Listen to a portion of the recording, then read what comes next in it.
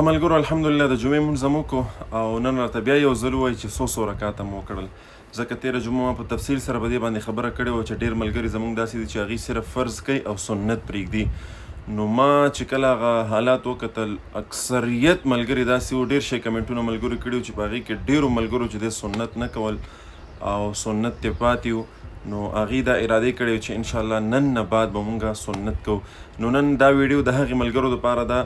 چې چا مخکې جمعو کې سنت نه دي کړي او نن یې سنت کړي، هغه ملګري خامخا کمنټ وکړئ. او چا چې مخکې هم کول اوس هم کړي هغې خو ډېر خوش قسمته دي، الله دې په دغې باندې مستقیم پاتې کړي. او دغه زموږ ستاسو کار دغه ویډیو دا ترتیب او دا ټول په دې نیت باندې دي چې د ملګرو اصلاح وشي. موږ خپل وس کوو، د ابراهیم علیه السلام د اور او هغه د کنترو مثال دی، هغې هغه خپلو مخوکو کې څاڅکې اوبه راوړلې، اور خو یې نه شو مړ کولی، خو هغه خپل نیت او